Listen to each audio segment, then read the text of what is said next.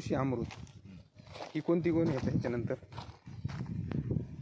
शक्ती, Samrat, miracle, humus gold आणि हे पुढे काचे RNPH म्हणजे root charger, nutri charger, plant charger, health charger. आणि हा सगळा बेसोड हा कशासाठी तयार करू? हा आता डाळिंबाचा तिसरा बेसोड. तिसरा हा लावला तेव्हा आम्ही अर्धा किलो रोपाच्या अगोदर लावलं.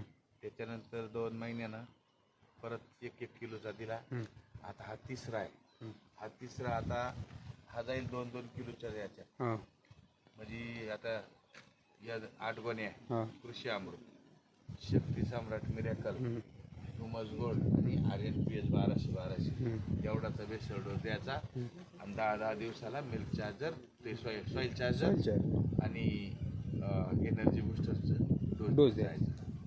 आता हे काढून घेणार काही सगळं हे काढून घेणार. पहिलं कृषी अमृत टाकणार, त्याच्यात SSM टाकणार, RNPH त्याच्यावर घालणार, त्याचा बेसल डोस बनवणार आणि मग प्रत्येक झाडाला डोस टाकून देणार.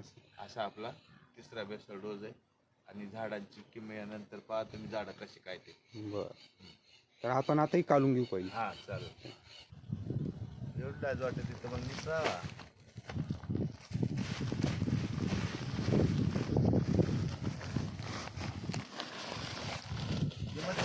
बस. हा मागून कर. कसा वास आहे?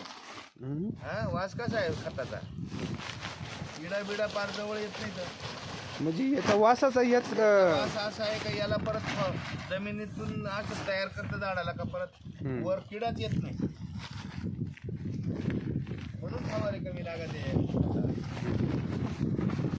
काल एखादा व्हिडिओ होता कोबीचा, महिन्यातून 2दा फवारायचा फक्त. ते बी कोणतं याचं वैदिकचा फवारा, तो बी मर्जीनं, बाकी त्याला काहीच नाही. मोठमोठाले पानं जगताप सरांचा दोन्ही अन्न भाऊ. हे हेल्थ चार्जर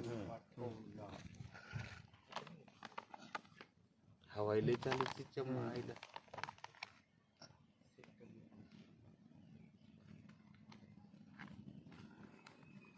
पहिले कृषी अमृत, त्याच्यावर हे जे health charger.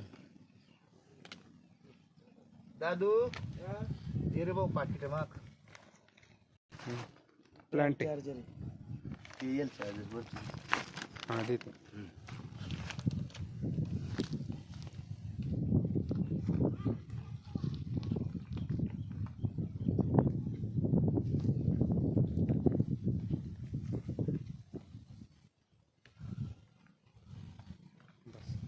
Plant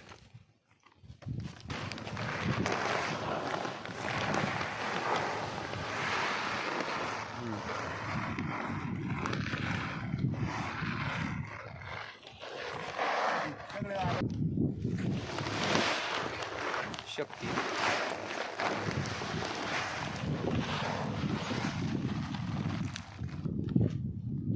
humus gold,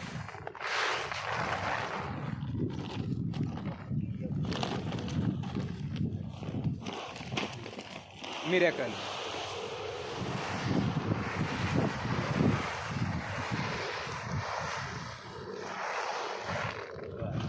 आता हे सगळं मिक्स करून घ्यायचं. त्याच्यावर घ्यायचं ओढून जगांजावर घ्यायचं आणि मग तोडायचं. सर पूर्ण गंज सरळ करायचं. म्हणजे हे सगळं मिक्स करणं या पद्धतीला बेसल डोस असं आहे. खाली आता हा गंज आहे, हा फायनली आपला सगळा बेसल डोस एकत्र करून झाला. आता तो टाकून द्यायचा. हा ना. आता हे एका झाडाला किती प्रमाणे? 1 ते 1.5 किलो पडत. दोन्ही खड्डे असे दोन्ही साईड.